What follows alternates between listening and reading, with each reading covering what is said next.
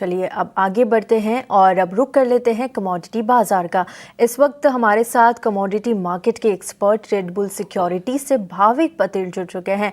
भाविक जी good morning, बहुत बहुत स्वागत है आपका बाजार सवेरे में। मैं तृप्ति बात कर रही हूँ और सोने चांदी के साथ ही शुरुआत करते हैं। तो देखिए कल कॉमिक्स पर तो कोई कारोबार होता हुआ नहीं दिखा, न्यू ईयर का सेलिब्रेशन वहाँ पर जा रही था। आपको भी नए साल की बहुत बहुत शुभकामनाएं। और MCX पर हमने थोड़ा सा रेंज बाउंड दायरे में कारोबार होता हुआ कल के सेशन में देखा। देखिए शाम के सेशन में शायद MCX पर भी कारोबार नहीं था। तो जो डेटा हमारे पास है उसमें गोल्ड 1,35,690 के लेवल पर हल्की फुल्की गिरावट के साथ और चांदी 2,35,800 के लेवल पर यहाँ पर होती हुई नजर आई है। किस तरह से आप सोने चांदी की चाल को अब देख रहे हैं नए साल में और क्या बड़े टारगेट्स आपको आते हुए यहाँ पर नजर आ रहे हैं सोने और चांदी में? गुड मॉर्निंग तृप्ति जी। देखिए सोने और चांदी में हमने देखा था कि कल वैसे भी इंटरनेशनल मार्केट बंद था तो हमारे यहाँ रेंज बाउंड मूवमेंट था, थोड़ी बहुत प्रॉफिट बुकिंग आई थी। बट आज के दिन अगर देखें तो इंटरनेशनल मार्केट में वापस से थोड़ी तेजी देखने को मिली है और ओवरऑल एक्सपेक्टेड है कि सोने और चांदी दोनों में 2026 में अच्छे ही टारगेट रहेंगे। आई थिंक सोने में 15 से 20% और चांदी में अगर बोले तो 30 to 40% पे गेन जो है वो एक्सपेक्टेड है 2026 में। तो आज के दिन भी थोड़ा बाय ऑन डिप्स की स्ट्रेटेजी रखनी चाहिए, जहाँ पे सोने में 1,35,500 पे बाय कर सकते हैं 36,300 के टारगेट के लिए और 1,35,000 का स्टॉप लॉस। वही चांदी में अगर हो सके तो ऑप्शन वाया या फ्यूचर में स्ट्रिक्ट स्टॉप लॉस रखिए, क्योंकि लास्ट 3-4 ट्रेडिंग सेशन में काफी वॉलेटाइल सेशन हमने देखा है।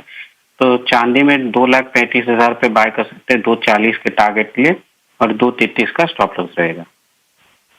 सोने और चांदी दोनों पर आपने यहाँ पर खरीदारी की राय दी है। आप सोने में जो सुझाव है वो 1,35,500 के लेवल पर खरीदारी करिए। टारगेट्स 1,36,300 तक के मिलेंगे। एक स्टॉप लॉस लगाना होगा 1,35,000 का।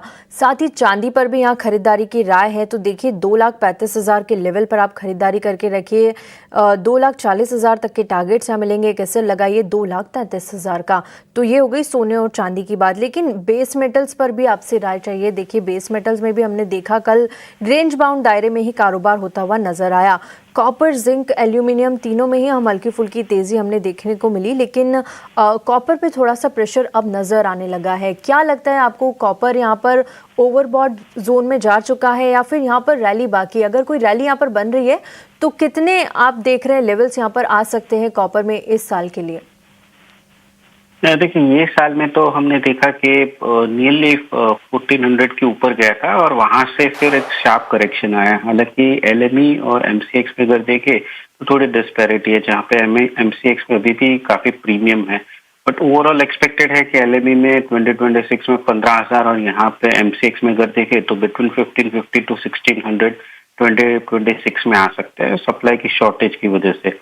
और अभी फिलहाल जो रिसेंट करेक्शन हुआ उसकी वजह से अभी लग रहा है कि एटलीस्ट ओवरबॉट है, वहां पे थोड़ी सिचुएशन कम हो गई है। और MCX में जब तक 1250 के नीचे नहीं जाता तब तक एक्सपेक्टेड नहीं है कि कोई भारी गिरावट आ सकती है। तो आज के दिन भी 1287 पे बाई कर सकते हैं 1300 के टारगेट के लिए। 1283 का स्टॉप लॉस रहेगा और 2026 का आउटलुक है कि एटलीस्ट 1550 से 1600 के बीच में हम दिख सकते हैं। ठीक है, यहाँ पर भी आगे अच्छी रैली आप और देख सकते हैं। फिलहाल के लिए जो कॉपर पर रणनीति दी है भाविक जी ने, 1287 के लेवल पर आप खरीदारी करके रखिए। टारगेट्स 1300 तक के मिलेंगे, लेकिन एक एसएल लगाना होगा 1283 का। बेस मेटल्स की भी बात हमने की, लेकिन कच्चे तेल पर देखिए यहाँ पर भी दबाव लगातार बना हुआ है। कई सारे कंसर्न्स के चलते जो लास्ट ईयर था उसमें हमने देखा 2020 के निचले स्तर पर चला गया है। पिछले साल 2025 की बात करें तो यहाँ पर 20% तक के नेगेटिव रिटर्न कच्चे तेल ने दिए हैं। क्या लगता है आपको, इतने सारे जियोपॉलिटिकल कंसर्न्स यहाँ पर चल रहे हैं, खाड़ी देशों में फिर से दबाव बनता हुआ दिख रहा है, US वेनेजुएला के बीच लगातार टेंशन बरकरार है और साथ ही जो हम बात कर रहे थे कि रशिया और यूक्रेन के बीच पीस डील हो सकती है, लेकिन वहां पर भी अब कोई डेवलपमेंट होता हुआ नजर नहीं आ रहा है। उन सब के चलते एक रेंज बाउंड दायरे में कारोबार कच्चे तेल में हो रहा है और थोड़ा सा प्रेशर और थोड़ी सी वॉलिटिलिटी यहाँ पर दिख रही है। फिलहाल ब्रेंट देखिए करीब $61 पर कारोबार करता हुआ दिख रहा है।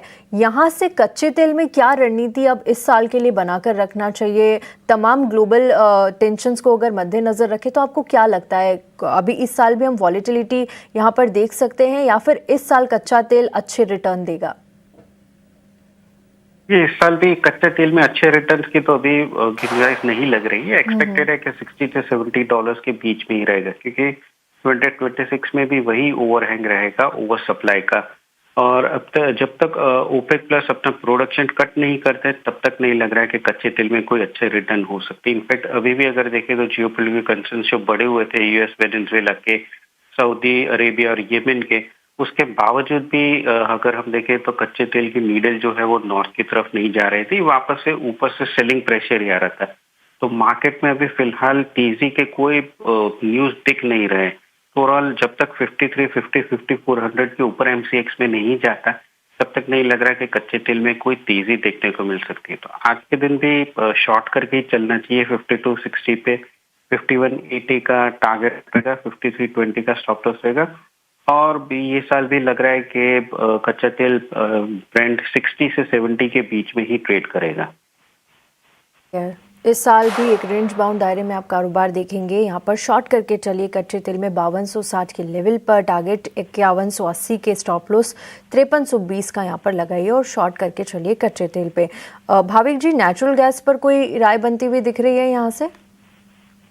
नेचुरल गैस में भी बेच के ही चलना चाहिए। वेदर फोरकास्ट से वो दिख रही है कि जनवरी में भी यूएस में जो है ठंड जो है वो कम रहेगी, इसकी वजह से अगेन दबाव रहेगा। तो 333 पे शॉर्ट कर सकते हैं, 325 के टारगेट के लिए 337 का स्टॉप लॉस रहेगा।